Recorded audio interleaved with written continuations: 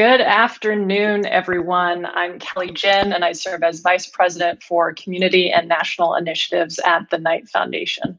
I am simply delighted to be here today to kick things off and welcome all of you to our conversation titled Public Spaces as Infrastructure: How to Use Federal Stimulus Dollars to Advance Equity and Transform Our Cities. I want to start off by saying a particular thank you to the entire communities team for organizing, and especially Kyle Kutuchief, our Akron Program Director, for moderating today's conversation. At Knight, we've invested in public spaces, which we define loosely as spaces open to all, like plazas, squares, parks, streets, and more, with the belief that inclusive public spaces can connect and attach us to each other and the places that we live in turn bolster engaged, equitable, and inclusive cities, our North Star here at the Foundation. Today, you'll get a chance to hear directly from Julia Day and Eamon O'Connor from Gehl, who lead research into community involvement and engagement as a significant factor for increasing usage, attachment, and trust in public spaces. They'll touch upon actionable takeaways from the report for you, our audience, as you design recovery for each of your cities, and in 2021, how we can intentionally design public spaces in collaboration with community, perhaps as a vehicle for addressing some more systemic issues. Lastly, I want to note that in my virtual listening tour, as I started at the Foundation nearly 3 months ago, I heard a chorus from communities that understand that the federal dollars are a once-in-a-lifetime moment and opportunity, and they hope to seize upon this moment to use those dollars equitably and efficiently. I hope that you find value in today's discussion, and we at the Foundation look forward to hearing more of your ideas on leveraging this moment. Now, without further delay, I will hand things over to Eamon and Julia to get our session started.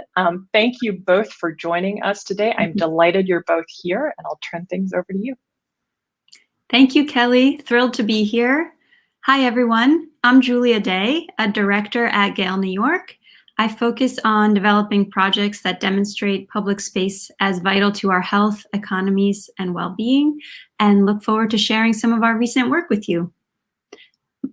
And I'm Eamon O'Connor. I'm a project manager at Gehl, also out of our New York office. Really looking forward to exploring with you all how public spaces can guide in a more equitable recovery as we share our findings from our impact assessment in just a moment. I'll hand it back to you, Julia. Thanks, Eamon. So first, before we launch into the Adaptive Public Spaces report, Gehl is an urban design research and strategy consultancy that works to center people and lived experience in the city-making process. We use an evidence-based approach focused on the public space, public life methodology to illustrate the connection between our behavior in public space and the built environment. Using this, we help cities gather data and stories on what we all care about, but that is often very difficult to measure, such as our sense of belonging or our social connections. We do this work because we believe public spaces are a key component of engaging, equitable, and thriving communities. The research we just did with Knight emphasized two core things. One, public spaces are vital components of our civic infrastructure. And two, it identified the key drivers of engaging in equitable spaces. Together, it is our hope that these findings will help make the case for more investment in public spaces and identify how those investments can be made for the greatest impact. I'll pass it to Eamon, who will take us through the report and some of these findings in more detail and what we think they mean for this recovery. Thanks, Julia. So we recently released this report, Adaptive Public Space, Places for People in the Pandemic and Beyond, in collaboration with the Knight Foundation. And we realize that it's coming at an especially critical moment for civic leaders and communities across the country. This is an important moment as we navigate the COVID-19 recovery and the many deep-seated crises it has laid bare. And we also know that many civic leaders are awaiting infrastructure dollars, but not necessarily sure where they can go and how they can be spent in the most equitable and efficient manner possible. Moreover, it's a challenge to demonstrate that public spaces are not just nice to have, they're essential spaces to support our health, our local economies, and our trust in local institutions. We believe public spaces have a vital role to play in this process.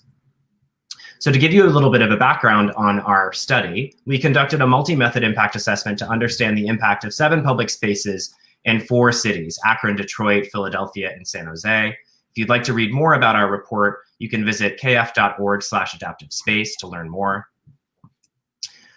The spaces we studied varied widely. They were a mix of nature spaces, smaller scale neighborhood parks, citywide destinations, and as you can see on the screen, their look, feel, and energy varies widely their look, feel, and energy varies widely. But with the right ingredients, throughout the project lifecycle, we found that public spaces can guide an equitable recovery. And they can guide this equitable recovery for the sake of our health, our economy, and our democracy. And here's a few key ways that they've done just that in these 7 public spaces across Akron, Detroit, Philadelphia, and San Jose. So public spaces have helped us recover our health for many, many years, but perhaps most especially in this recent pandemic, where we saw people seek out public spaces as a refuge for their physical and their mental health.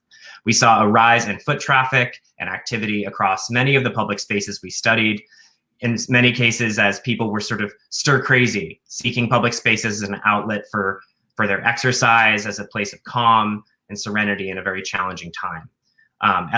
Spaces like Ella Fitzgerald Park in Detroit continue to host their hula hoop troupe, which continued to meet during the pandemic. But we also saw at Summit Lake Park in Akron, Ohio, that markets like its fresh food market continue to help ensure healthy food access and security in this community. We also discovered how public spaces have become a real driver of economic growth in their communities. And we believe that as a result, public spaces can help us recover our economy as we emerge from the COVID-19 pandemic. This is the case because public spaces can generate jobs, they can catalyze small business growth, and they can power equitable community economic development. So for example, at San Jose Moment, a micro retail space, all 10 of the micro retail spaces tenants to date have been women, and 8 have been women of color. Each of them has spoken to how the project has really catalyzed their small business growth and their creativity. We've also seen how maintenance can be a pathway to workforce development and job creation, such as in Ella Fitzgerald Park in Detroit, where 20 different local residents have been employed through a workforce program in partnership with the city and the local organization Greening of Detroit. But we also see more broadly that the public space planning process and design process can become a platform for broader conversations around equitable, community-centered economic development. At Summit Lake Park in Akron, Ohio, James, who will join us in a moment, spoke about just that, and how the public space was in many ways the first step in powering an over $15 million vision planning process that's now underway in the long disinvested Summit Lake neighborhood. We also see how public space can help us recover our democracy and our trust in local institutions and civic life. In our study, we found that sustained funding for these projects and community participation throughout the project lifecycle really helped residents regain civic trust and pride in their neighborhood and local institutions and local government. This happened because residents were encouraged to participate early on in the project planning process. Pop-ups and pilots were a sort of a visible marker of the local institution's commitment to the public space planning and design process. And in the words of one resident, Grace Hudson from Summit Lake, we really saw the manifestation of this conversation bloom into actual fruits of the conversation. So to be able to see that sort of that visible fruit come to life in the form of public space really helps residents regain trust in the institutions that maybe have not always cared for their needs historically due to long-time disinvestment. We also see, though, that after the design process, spaces like the Discovery Center in Philadelphia have made sort of ongoing community governance and participation and power building a part of their structure, ensuring community representation on their boards, very well engaged staff and volunteer engagement teams that help drive community participation and continued pride in the space. And this sense of ownership and pride really translates, to the day-to-day use of these spaces as people build a sense of ownership over the space. It sure draws less litter and vandalism, but in the words of Chris Spar from Philadelphia Centennial Commons, it also builds a sense of pride in neighborhood and place. So now is the moment, based on these findings, to really commit to public space as a vital form of infrastructure in our communities, a form of infrastructure that can improve our health, that can generate jobs, that can support civic life. Again, if you'd like to learn more about our report, you're welcome to visit it online at kf.org/adaptive space, but I'll hand it over to Julia to close us out. Thanks, Eamon. So, as many of you listening in may have been following, the term infrastructure is being expanded, and we love that. It's to expand more than roads and bridges. Yet we know that we need to keep expanding on this to ensure it also includes public spaces and the organizations and agencies that make them run. Delivering on this means funding what would actually make public spaces hum, the people and the essential work they do to keep them open and welcoming beyond the ribbon cutting. Today, as we recover from the pandemic, we want to create a better future, not simply to return to how things were. We are recovering more than our health and our economic security. We are recovering our trust in government and our civic institutions. And to get there, we need sustained investment in our public spaces.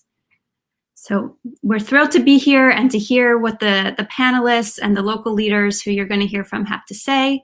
And with that, I'll pass it back to Kyle Kutuchief with the Knight Foundation. Julia, Eamon, thank you so much for those comments and overview of the report. You did an excellent job of taking something very long and condensing it into a great intro to begin our conversation today, so thank you.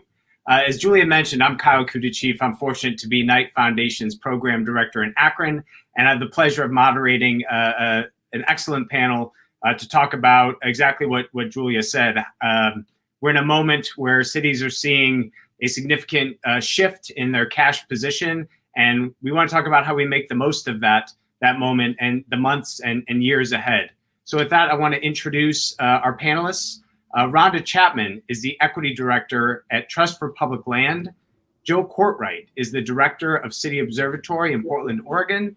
And James Hardy is the Deputy Mayor for Integrated Development at the City of Akron.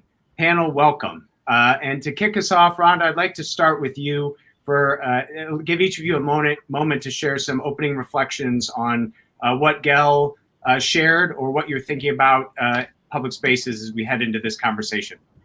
Awesome. Thank you so much, Kyle, and thank you everybody for allowing us to be here. The Trust for Public Land really honors this space.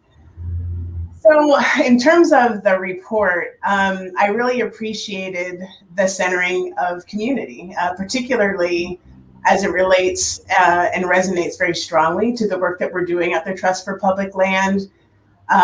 We are very focused on advancing equity and community health and climate resilience, and we can't do so without putting community at the center. And so I might be stating the obvious when I say this, but we will always be playing a game of catch up when it comes to prioritizing communities here in the US.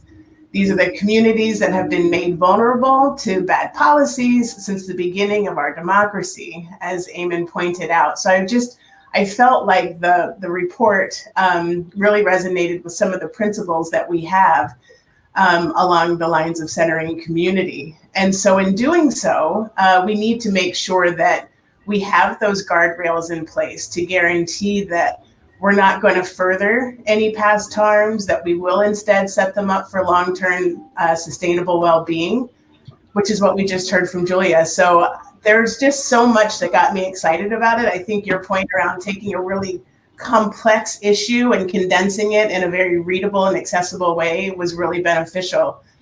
And thinking about it in terms of this tranche of funding that's coming out, we're witnessing the current administration call out racial equity through various executive orders and in the various committees that are being formed, which is super exciting.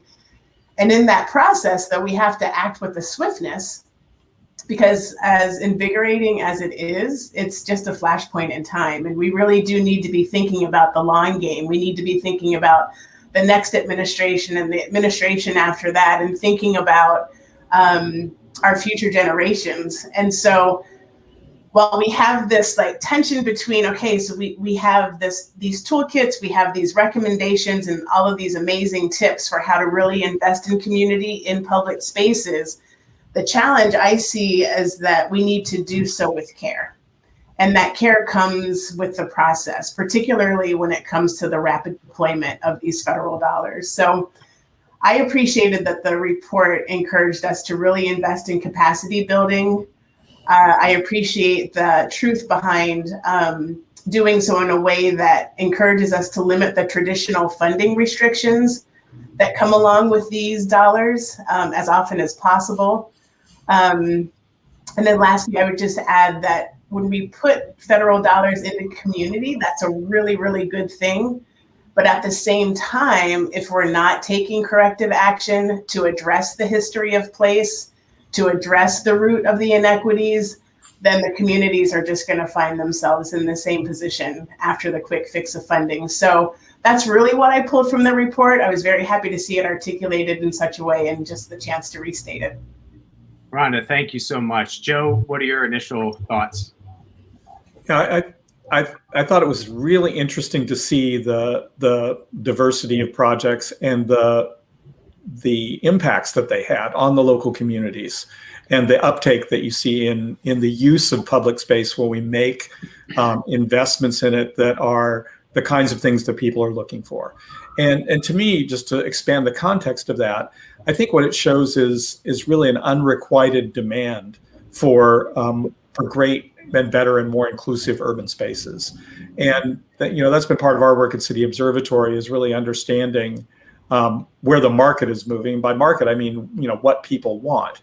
And we see a big demand for walkable communities. We know that people, because we don't have very many great walkable communities in the United States, have to pay a premium to live in them. But that signals that there's a real economic value associated with those. We see lots of young people moving back into urban neighborhoods. And a big component of that is the kind of quality of public space that's available in those places.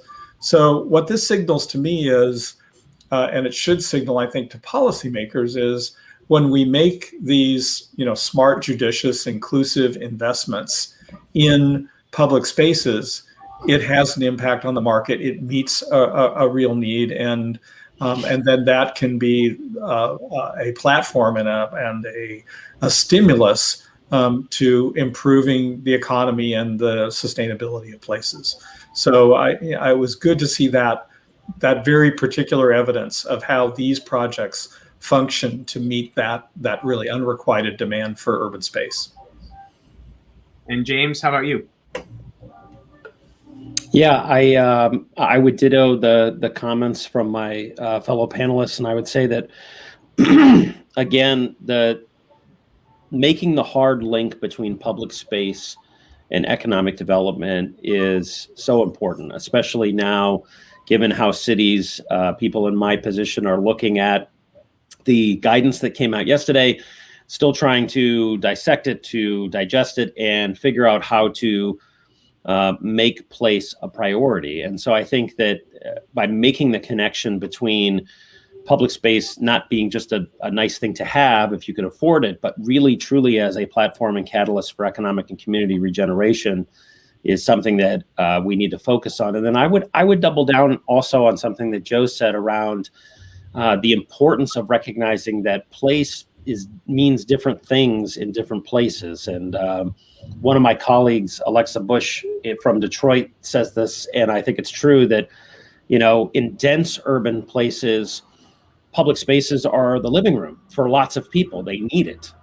And then you look in sort of post-industrial America, where it's Detroit and Akron, and everybody's primarily in a single family house. And so they look at public space from a very different perspective. And so making sure, sort of coming full circle to what Rhonda said, that your process is good so that you're building and you're investing in space design and space utilization that actually matches what the community wants as opposed to what seems to be trendy. So that's what I thought. Great. Thank you, James. And one note for our audience, as you're listening to the discussion, you can also participate and share your questions. Their questions are being monitored on Zoom, Facebook, YouTube, LinkedIn, and on Twitter using the hashtag Public Spaces Lab. So you write a question someplace, we are going to find it and try to work it in with our panel. James, I want to stay with you, if you don't mind. How big a deal is the American Rescue Plan for a city like Akron? So I'll paraphrase President Biden from when he was VP. It's a BFD. I mean, it's a big freaking deal. The federal government, the federal government I would say for the last, since the 1970s, quite honestly, since Richard Nixon, believe it or not, has been declining and cutting its direct aid and support to cities. And that's over Democrats, Republicans, doesn't matter. And so this is a huge shift in policy, and one that is really comes at a critical time, but also like with anything, federal money, these have strings attached. And so to Ronda's point, in terms of we want to be thoughtful, we need to be thoughtful, but we also have 3 years to get the money out the door. And so we're very lucky and in Akron from the standpoint that through the Civic Commons work and through some of the other engagements that we've been doing the last 5 or 6 years, process is very much ingrained in how we're approaching it, which is how I think we were able to convince the mayor in his initial framework that was released a few weeks ago to put 30 million of the city of Akron's 153 earmark it for public space. And so I think that clearly wouldn't have happened without a lot of legwork. But I think it's also going to be important for cities that maybe are approaching this with a bit of a fire exercise, meaning, they didn't necessarily have a process in place. They're now getting more money than they've seen in a long time. How do they both build the political will within their local municipalities for public space?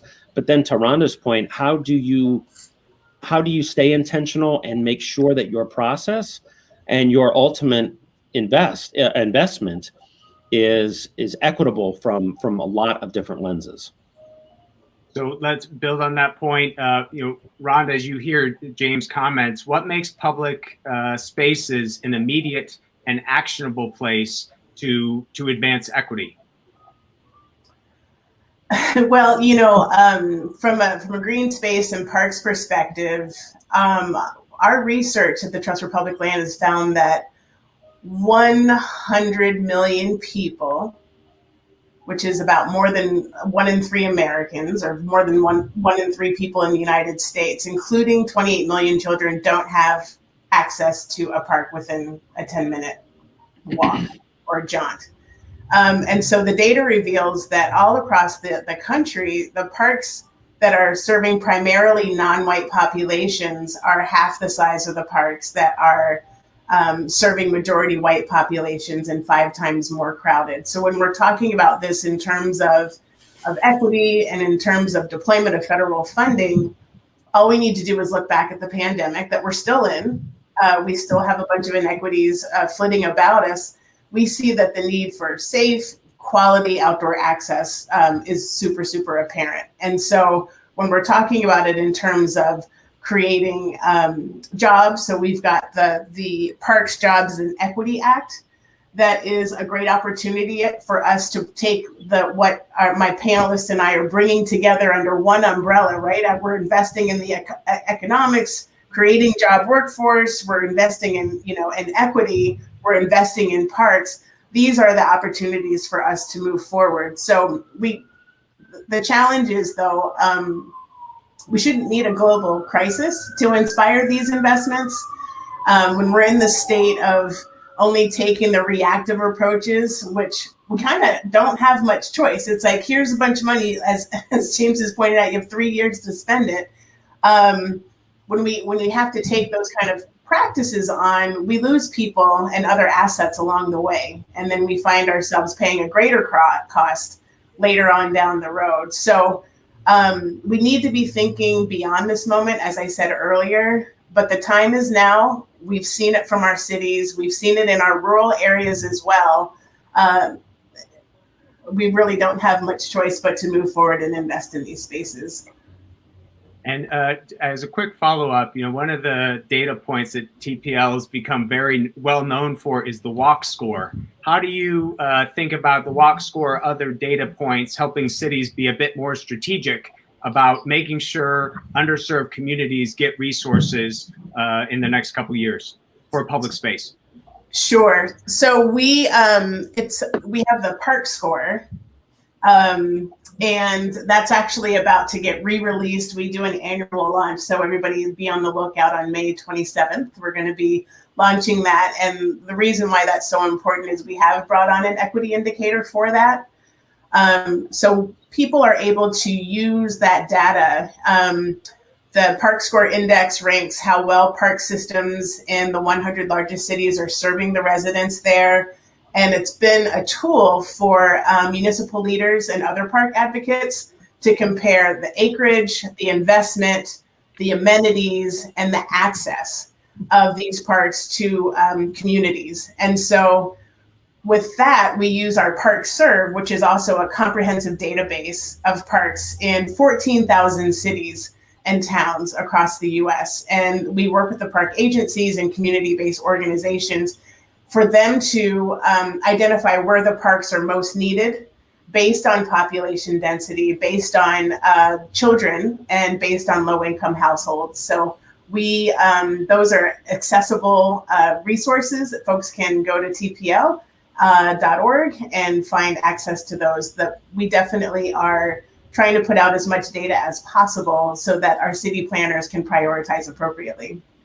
Thank you. The park score, that is a park that is a 10-minute walk from a resident. That's the goal, right? That's the goal. Everybody within a 10-minute walk. That's right. Thanks for the correction. So, Joe, James outlined a process referring to a potential, fire drill. A lot of money coming in fast, and cities trying to figure out the best place to put it. That doesn't always lead to the best outcomes. Or, if we look at our history, the big money seems to go into adding a lane to a highway or doing some kind of bland, high dollar, low impact infrastructure investment. How are you thinking about cities doing more with this moment in time? Yeah, I think that's the big challenge that we face, because in a way, some of the way this is being pitched is as a recovery program, like a classic public works recovery program, where the effort is to get a lot of people employed. And I think if we view it that way, that's really a mistake, because it doesn't really matter what you spend the money on, it all creates jobs. The question is really the legacy that it creates. And I think, we face an uphill battle in some respects, because first of all, as we all know, in the matter of political vernacular, infrastructure to most people means roads and bridges. That's what they say. What that misses to me is that, not all infrastructure is equally good or equally useful or is timely. I mean, in the 1940s and 50s, maybe building roads and bridges was critical to our economy. But it's not at all clear that the US suffers from a shortage of roads and bridges today.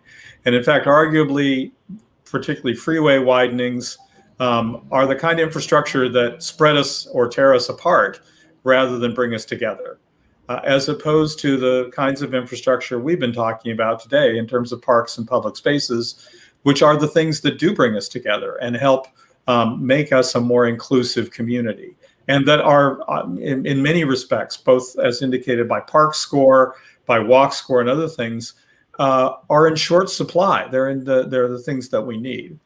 And I think, in many respects, maybe what we need to do is think back to, the Great Depression and the New Deal, and the legacy that I think we can find in every one of our communities of the projects that were constructed by the Works Progress Administration. Many of them were parks, a lot of them were public spaces, a lot of them were sort of iconic structures that all signified the importance of the commons and public spaces.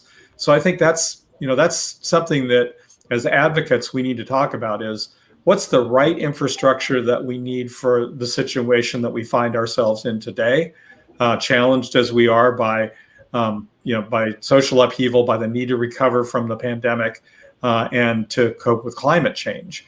And all of those priorities ought to take us in a very different direction than the now outdated idea that infrastructure is somehow roads and bridges.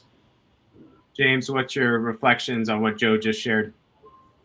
Yeah, I 100% agree, and I've been using that terminology in terms of thinking about the New Deal and the Great Depression, and particularly Works Progress Administration, but also the Civilian Conservation Corps. We heard in the presentation from Gehl the greening of Detroit programs and some of the things that that are already underway in a lot of our communities, but could be seeded and grown and become more impactful with these dollars. And I think that the other piece of it, and I think we're all sort of preaching to the choir, probably to the people that are listening in as well, that infrastructure needs to be more than roads and bridges.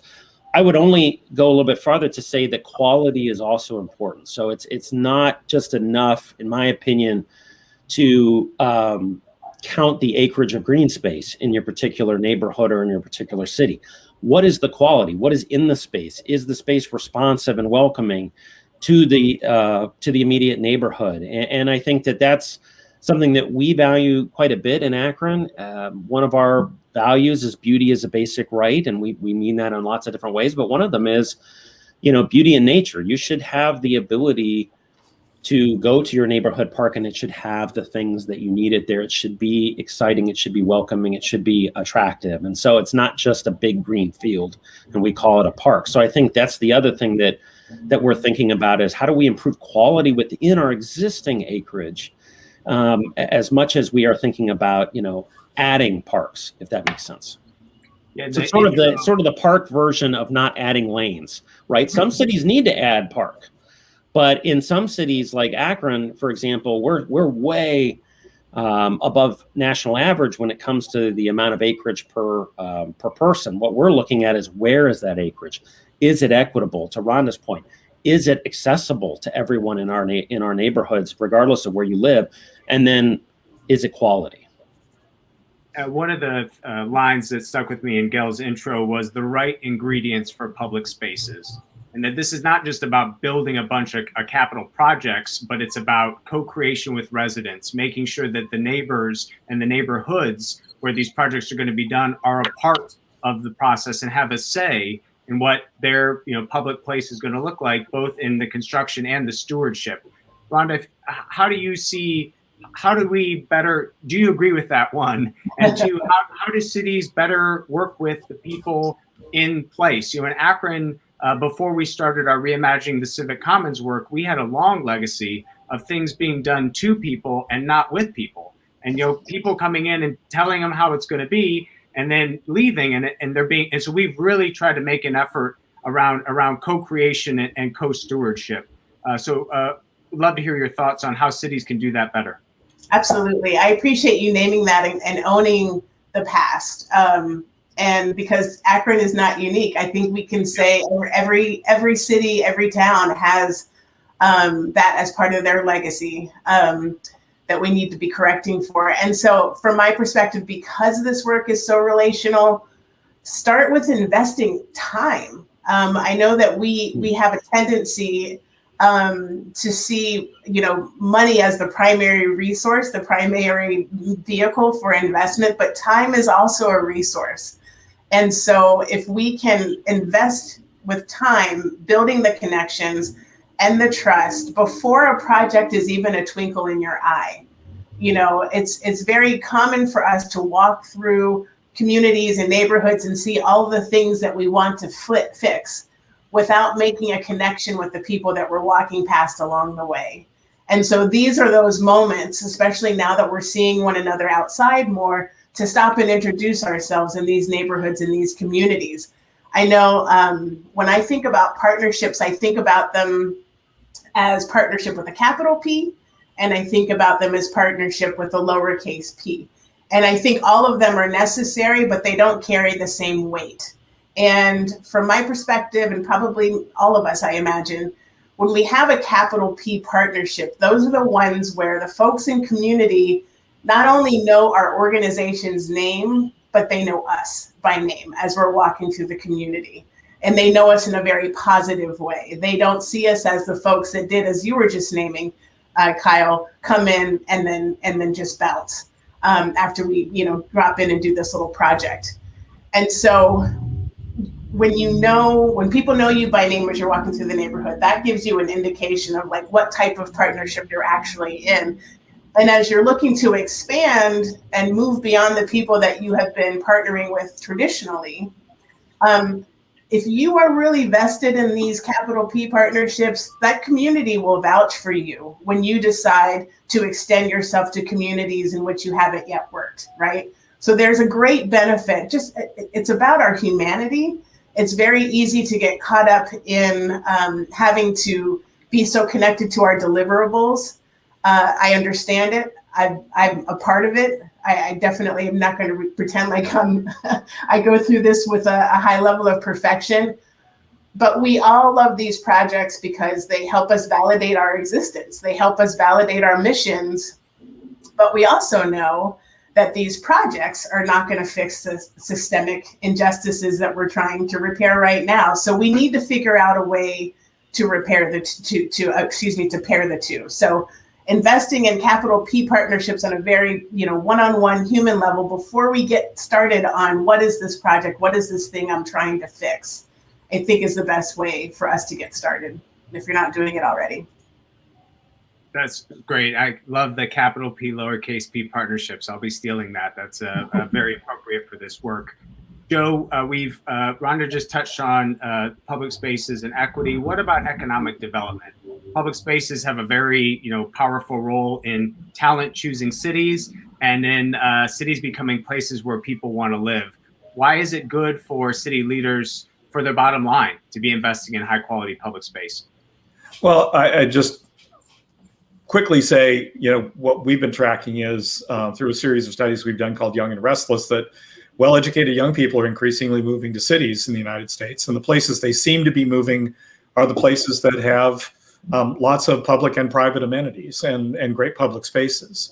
And then they can also be a force, an economic force that reinforces those great spaces and then also helps stimulate the local economy. And we know that the biggest attractor for firms moving into places is the availability of talented workers.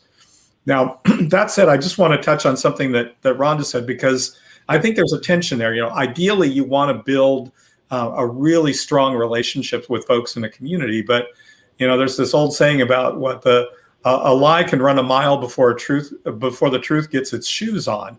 And my concern is if we spend too much time thinking about process, there are a lot of like highway departments with shovel-ready projects that are going to beat us to the punch.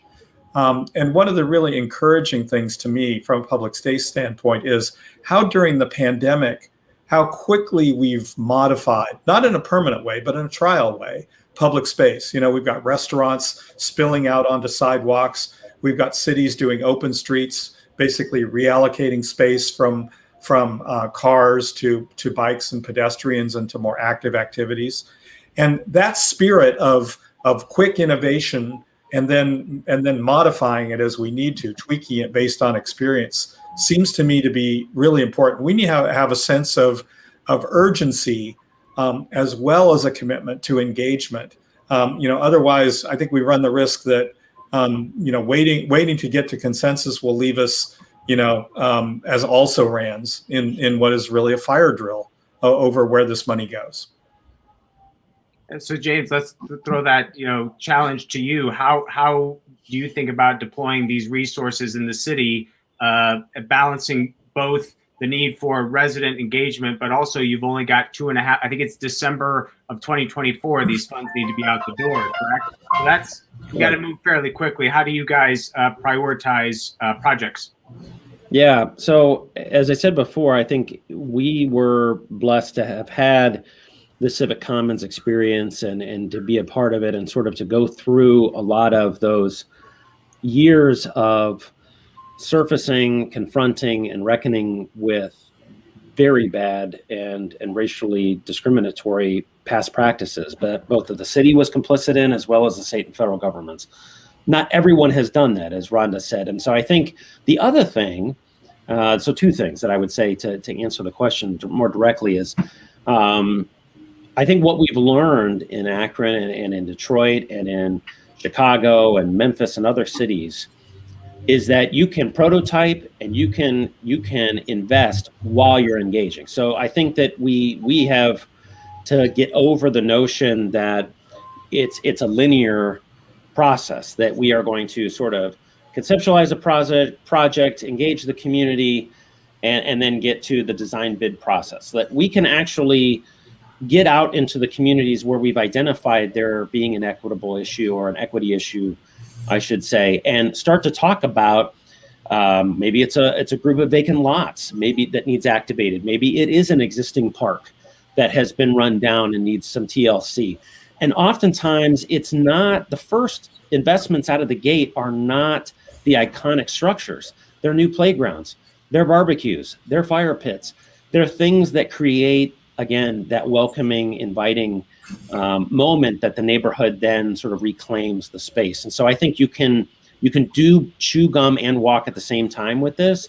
But then the other thing I would say is that I guarantee in every city of almost any size, whoever does the capital budget or someone who's working in parks maintenance or someone has a laundry list of needs that are just as shovel ready as that resurfacing project that somebody else might want to do. And so I think surfacing those, bringing those to the forefront and saying, hey, we've known for years that we have all of these outdated playgrounds that we have not figured out. We have in Akron, for example, we have way more baseball fields than we have use for anymore that was created and built long ago.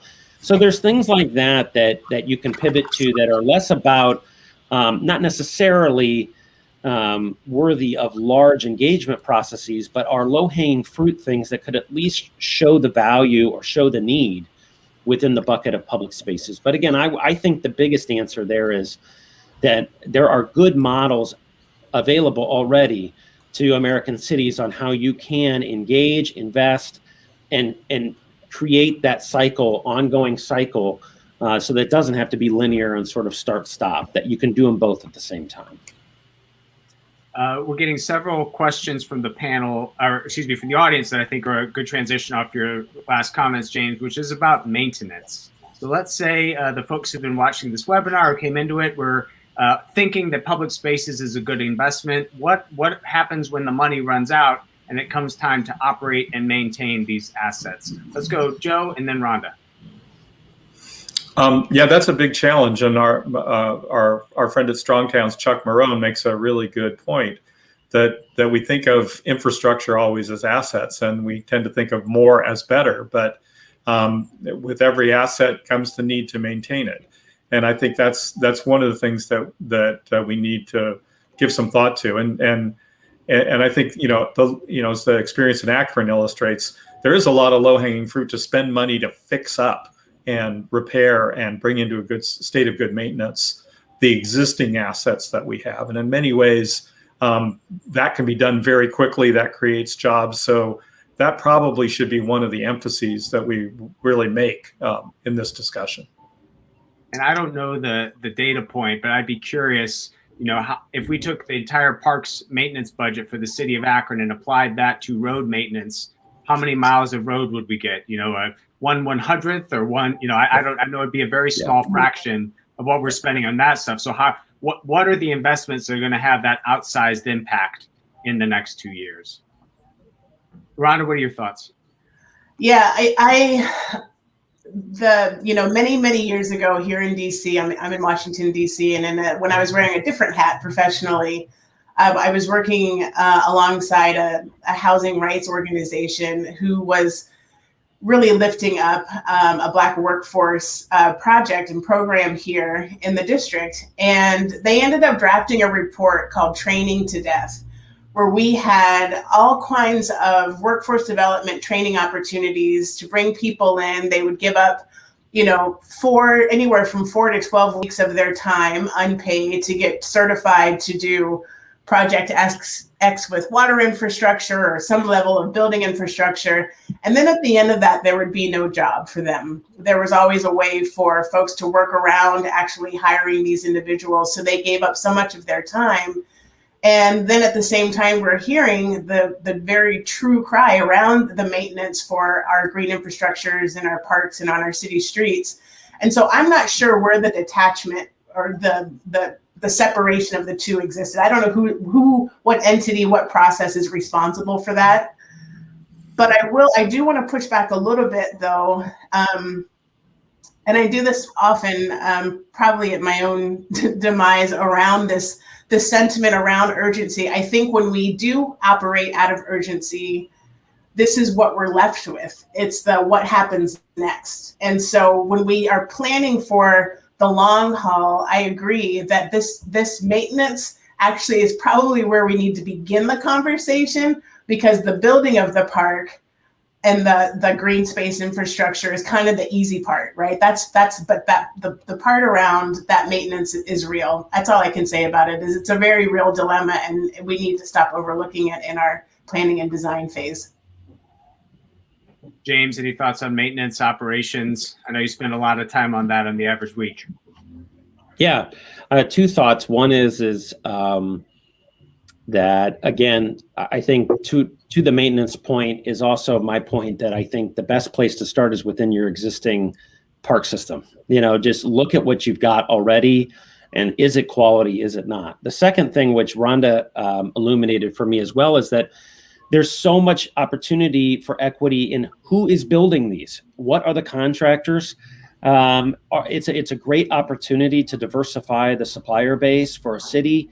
We are working here in Akron, but there are tons of programs across the country to do minority capital access for contractors, small, medium, and large, prime, sub, and everyone in between.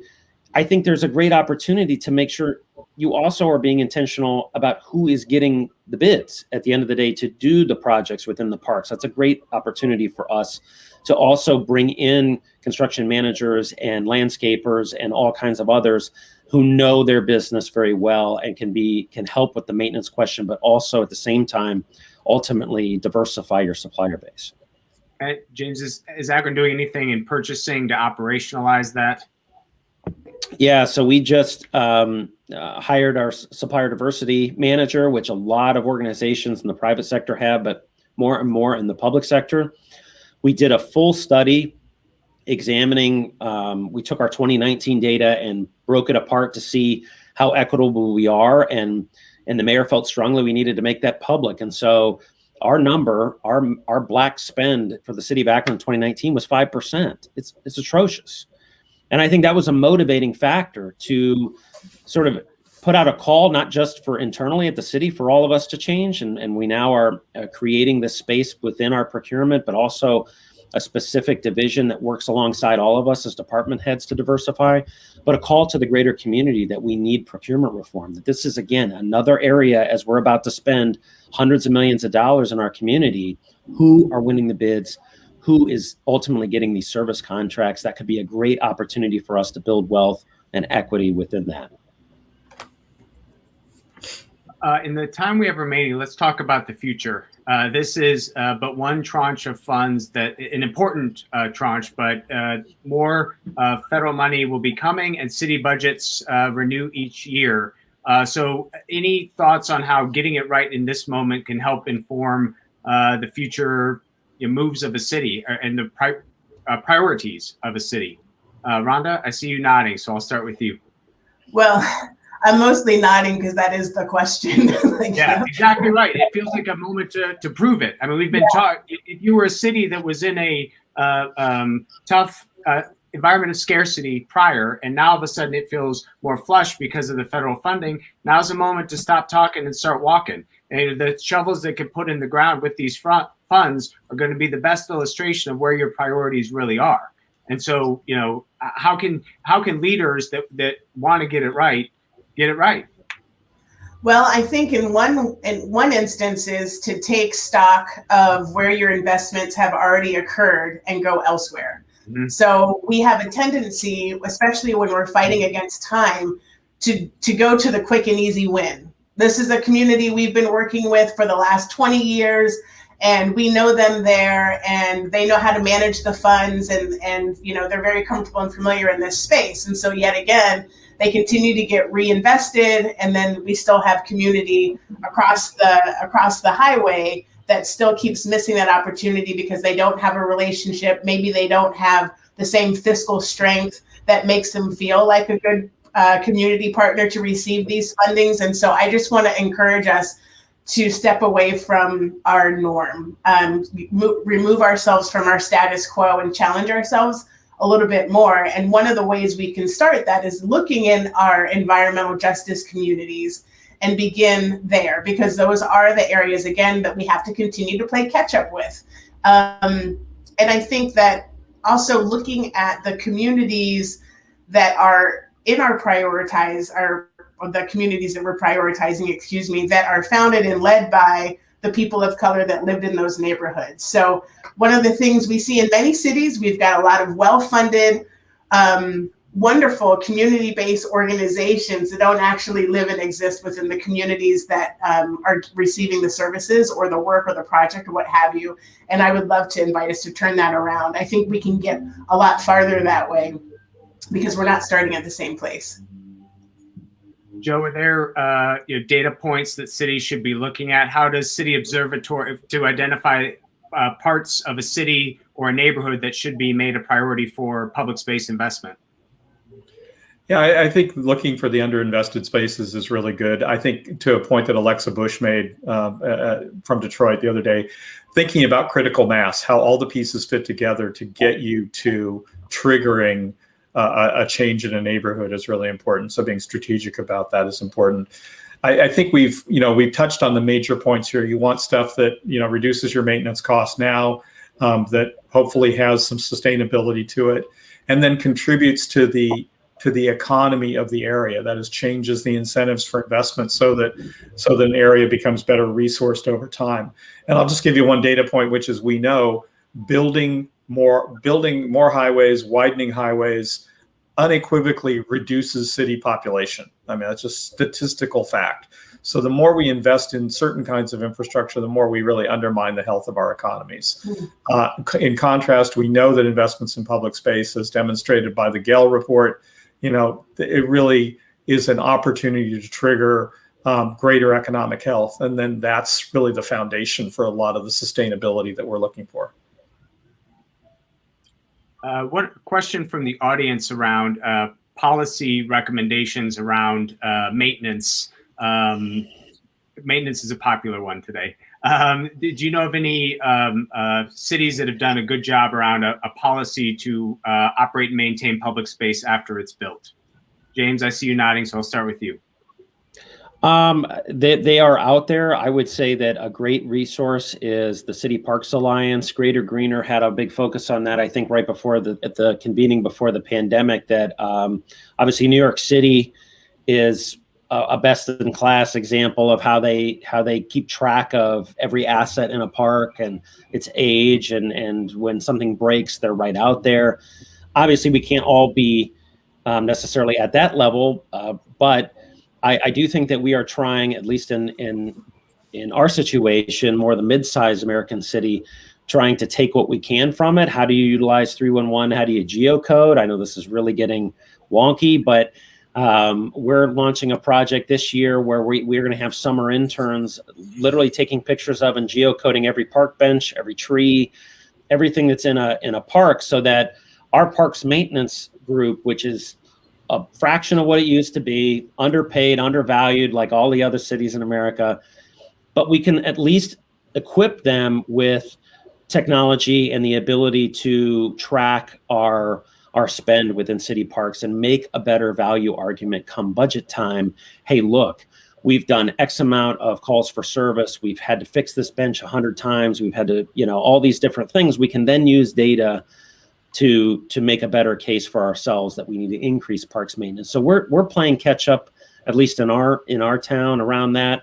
But I do know that, again, City Parks Alliance might be a great resource for folks to check out or ask them what cities are really doing this well.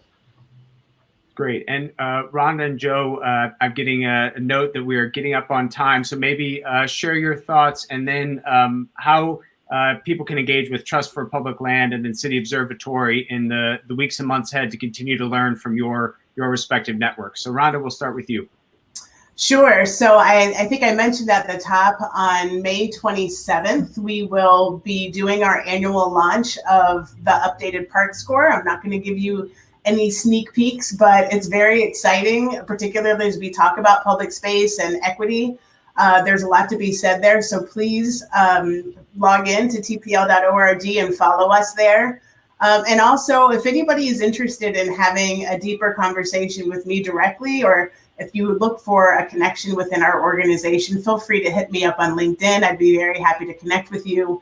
And I just want to lastly just say thank you for this conversation. I appreciate all the different dynamics that were here. So that's it for me. Thank you so much, Rhonda. Joe, take us home.